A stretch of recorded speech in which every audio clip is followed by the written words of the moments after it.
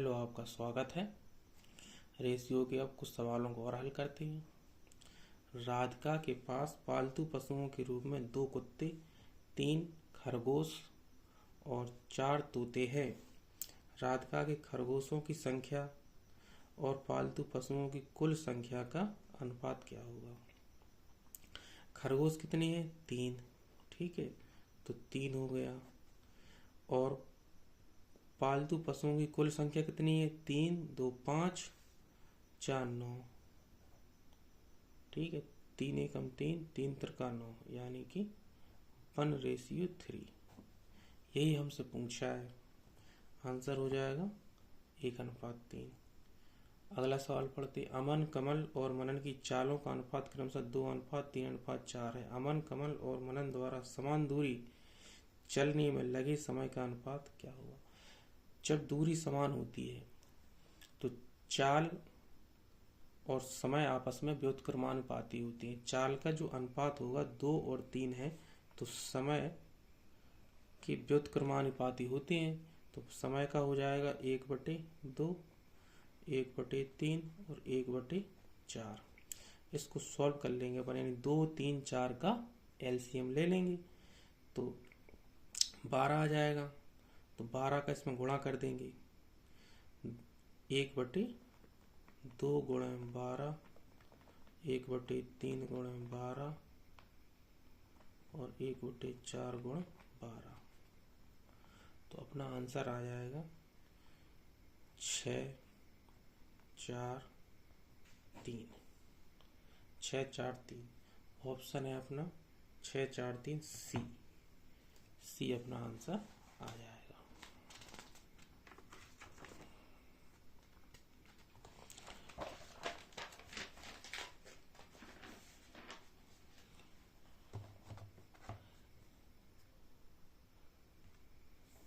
अगले सवाल को हल करते हैं। 86,700 रुपये की राशि को ए, बी और सी के बीच इस तरह से विभाजित किया जाना है कि ए को मिलने वाले प्रत्येक रुपए के लिए बी को 90 पैसे मिलते हैं और बी को मिलने वाले प्रत्येक रुपए के लिए सी को 110 रुपये मिलते हैं। बी का हिस्सा क्या होगा? देखो, उसने कहा कि ए को मिलने वाले प्रत्येक, यानी ए को 1 रुपये मिलता है, यानी कि 100 पैसे मिलते हैं, तो इसको 90 पैसे मिलते हैं। ये कट जाएंगे, यानी कि रेशियो आ जाएगा 10:9। फिर कहा है कि बी को मिलने वाले बी और सी, तो इसको 100 पैसे मिलेंगे, यानी 1 रुपये, तो इसको 110 मिलते हैं। एक जी कट जाएगा, तो अनुपात आ जाएगा 10 और 11। तो ए अनुपात बी अनुपात सी निकाल लेंगे। 10:9 और 10:11। तो 11 ऊपर 9 है, 20 को बराबर करेंगे तो 10 का ऊपर गुणा होगा, 9 का नीचे गुणा होगा, तो 10 का 10 में होगा तो ये आ जाएगा 100, जी 90, और 9 का 11 में होगा तो 99। ठीक है, अब तीनों का योग कर लेंगे, वो है आपका 86,700 के बराबर। तीनों को यदि अपन लोग जोड़ते हैं तो ये आ जाएगा 289। 289 आ जाएगा। ठीक है, 289 यूनिट की वैल्यू हो जाएगी 86,700 रुपये। ठीक है, 86,700 रुपये। जी इसका 3 गुना है, 300 आ जाएगा।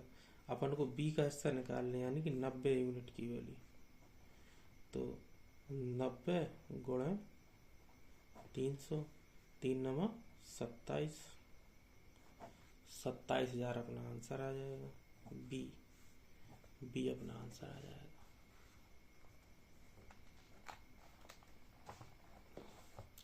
अगला सवाल हल करते हैं। श्याम जितनी धनराशि खाने पर खर्च करता है वह सीधा अनुपातिक है।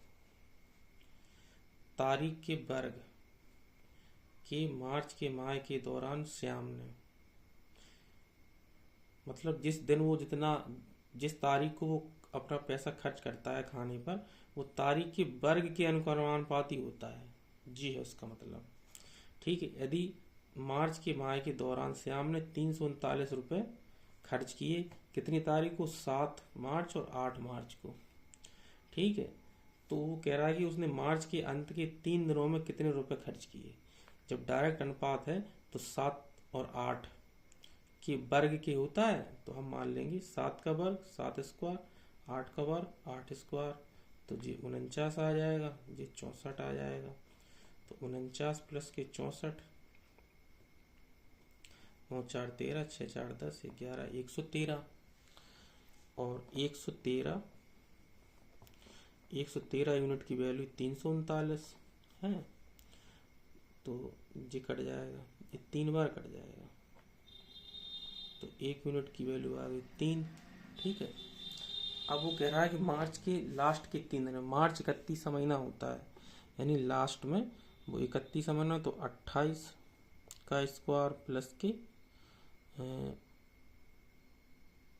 नहीं 29 का स्क्वायर, 30 का स्क्वायर प्लस के 31 का स्क्वायर, इसकी वैल्यू पूछ रहा है वो कि इसकी वैल्यू, इतनी यूनिट की वैल्यू कितनी आएगी। तो इसमें 3 का गुणा करेंगे अपन, यानी कि 29 का स्क्वायर प्लस के 30 का स्क्वायर प्लस के 31 का स्क्वायर गुणा 3। ठीक है, अब इतने बड़े को तो अपन हल करेंगे नहीं, इसका लास्ट में यूनिट डिजिट देखो सबका अलग अलग है, इसका सेम है तो ये आंसर होगा नहीं। चलो देखते हैं। देखो 9 का स्क्वायर करेंगे तो 9 में 81, 1 आया। यहाँ 0 का स्क्वायर करेंगे तो 0 आएगा, तो 1 प्लस के 0 1, 1 का स्क्वायर 1 यानी 2 आएगा, और 3 का 2 में गुणा कर देंगे तो 6 आ जाएगा। आ जाएगा, यानी कि जिसके लास्ट में 6 हो यूनिट डिजिट, यूनिट डिजिट मतलब इकाई का अंक, इकाई का अंक 6 देखो अपने ऑप्शन में किसका है, इसका है, तो जो आंसर नहीं होगा। इसका है, ये भी नहीं होगा, इसका है, नहीं होगा, 6 है इसका, ये अपना आंसर हो जाएगा। ठीक है, इस तरीके से भी सवालों को हल कर लेते हैं।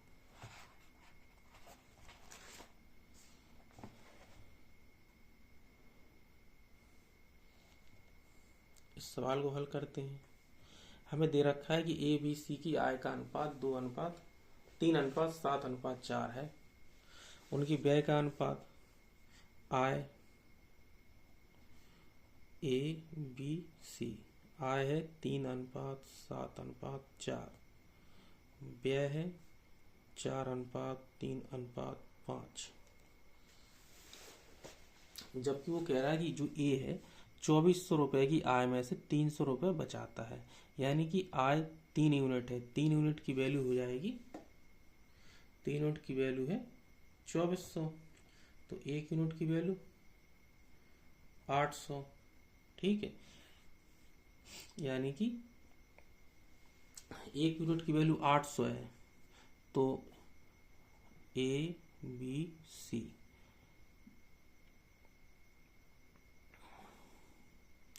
जी 2400, इसकी आय जी 1 यूनिट की वैल्यू 800 है, तो 7 8 56, जी हो जाएगी 5600, और 4 8 32, जी 3200 हो जाएगी।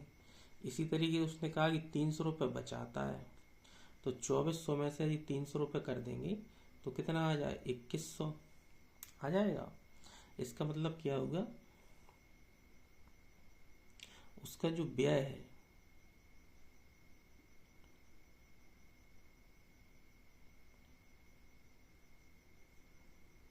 जी, व्यय 4 है ना ए का, तो 4 यूनिट की वैल्यू आ जाएगी 2100, तो 1 यूनिट की वैल्यू 2400 में से 300 घटा दिया तो 2100 आ गया, तो व्यय निकल आएगा, क्योंकि 300 रुपये बचाता है ना वो, तो 2100 रुपये खर्च करता होगा, तो 4 है ना व्यय, 4 यूनिट की वैल्यू 2100 है, तो 1 यूनिट की वैल्यू 4 5 20, 10 बचे, 4 दूनी 8, 4 5 20, तो यहाँ हो जाएगा व्यय उसका हो जाएगा 2100, और 1 यूनिट के लिए 525 है, 3 का गुणा कर देंगे 3 यूनिट की तो कितना हो जाएगा, 3×5 15, 3 दूनी 6, 1 7, 3×5 15।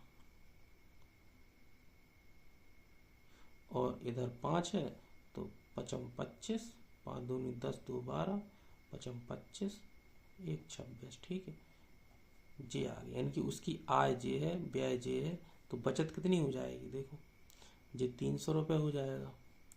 इनको हटा दो, 5 8 2 बचे। ठीक है, ये 0 हो जाएगा, ये 4 हो जाएगा।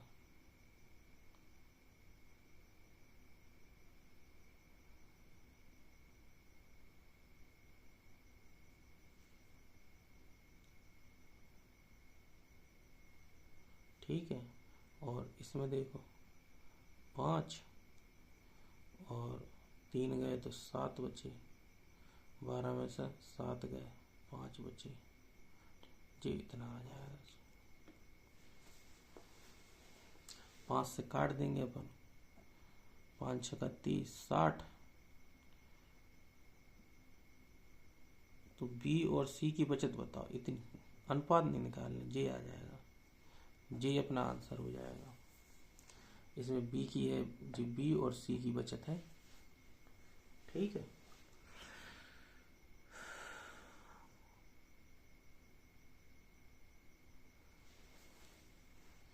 अगला सवाल करते हैं।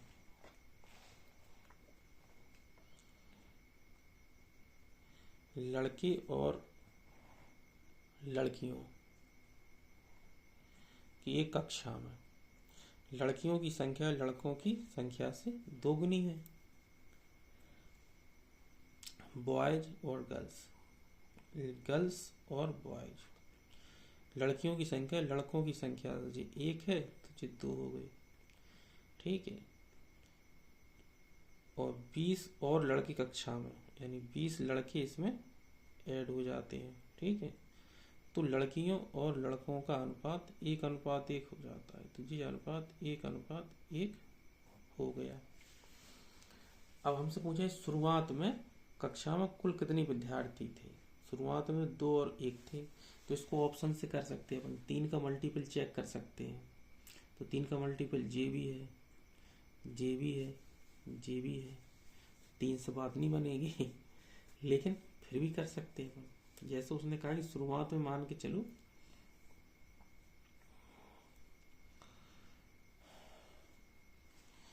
इसको अपन ये मान लेते हैं, गर्ल्स है आपकी 2x। ठीक है, 2x और लड़के हैं आपकी x, तो जब हम x + 20 करते हैं अपन तो 1:1 आ जाता है। यही तो है, इससे अपन x की वैल्यू निकाल लेंगे तो 2x बराबर आ जाएगा x + 20, तो x बराबर 20। ठीक है, अब x बराबर 20 आ गए तो अपन को 3x की वैल्यू निकालनी है, तो 20 × 3 = 60, जी आंसर आ जाएगा। ठीक है, सॉल्व हो गया।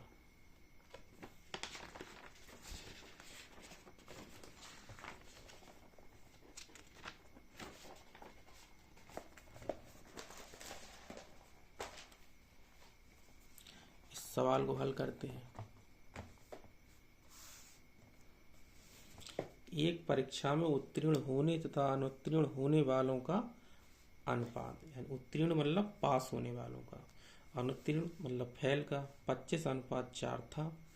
यदि 5 और विद्यार्थी ने परीक्षा दी होती और 2 विद्यार्थी कम फेल होते तो पास होने वालों से फेल होने वालों का अनुपात और 22:3 होता। यानी कि पास और फेल का अनुपात जो दे रखा है अपन को है, लेकिन अपन इस पे गौर करते, इसमें क्रॉस प्रोडक्ट लगाते इस प्रकार के सवालों में।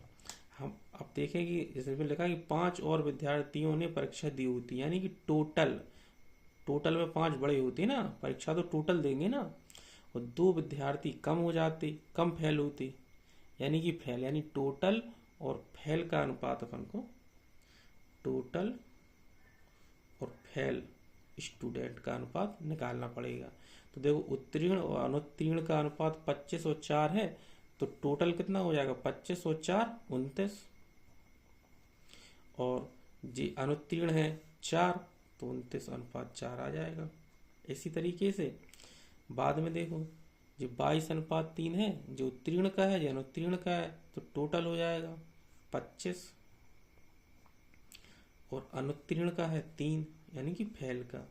अब उसने कहा है कि 5 विद्यार्थियों ने और परीक्षा दी होती, यानी कि ये 5 जुड़ा है, तो जी यहाँ अपन माइनस में ले लेंगे जो चीज़ जुड़ती है जहाँ में, और 2 विद्यार्थी कम फेल होते हैं तो जी प्लस में ही रहेगी। ठीक है, और क्रॉस प्रोडक्ट मेथड में अपन को ऊपर वाली रेशियो का मान निकाल पाते हैं अपन लोग। ठीक है, और लगाते कैसे हैं क्रॉस प्रोडक्ट, इस तरीके से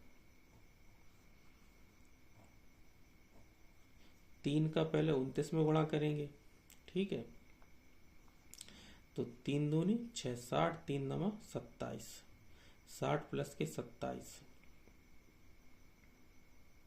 87 हो जाएगा, और जो 25 का 4 में गुणा होगा 100 हो जाएंगे, यानी कि 100 माइनस के 87 इस तरफ आएगा। ठीक है, और 25 दूनी 50, 50 25 का 2 में होगा, 25 दूनी 50 और 5 3 15, तो जी माइनस प्लस है तो जी जुड़ जाएंगे 50 और 15, 50 और 15 कितने हो जाएंगे 65, तो 87 इसमें से घट जाएंगे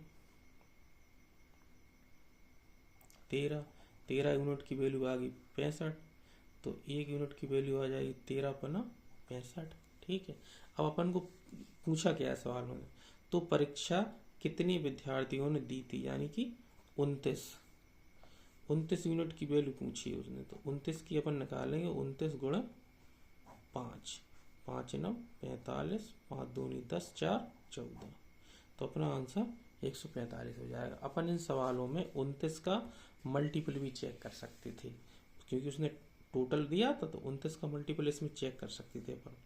तो 29 में मल्टीपल चेक करने में 0 तो लास्ट में आएगा नहीं, तो जो ऑप्शन तो वैसे ही कट गए थे।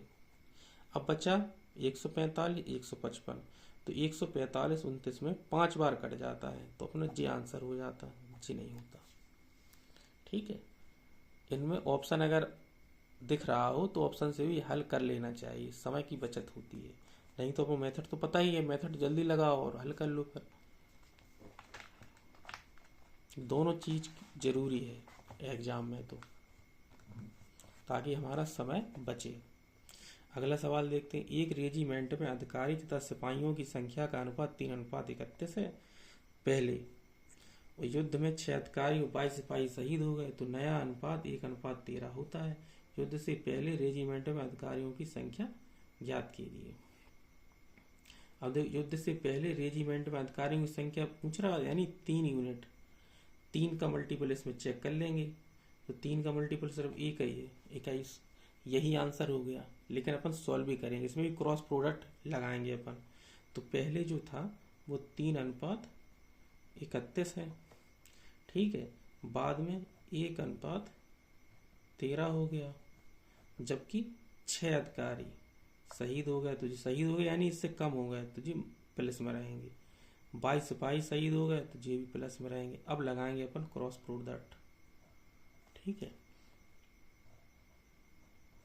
क्रॉस प्रोडक्ट लगा 13 तिया 39। ठीक है, 13 तिया 39, और 1 गुणा 31 यानी 39 माइनस के 31। ठीक है, बड़ी में से छोटी घटा देते हैं, 22 गुणा 1 22, 13 छंग 13 पना 65, 13 छंग 78, यानी कि 78 माइनस के 22 इधर आए, तो इधर आ जाएंगे अपने 8 और 6 5, तो 1 यूनिट की वैल्यू आ जाए 8 7 56। ठीक है, और अपन को निकालने कितने की है 3 यूनिट की, तो 3 यूनिट की वैल्यू आ जाएगी 7 गुणा 3 बराबर 21। ये 3 और 31 जी थे अधिकारी और जी थे सिपाही। ठीक है, तो अपना आंसर आ गया 21 अपना आंसर हो जाएगा।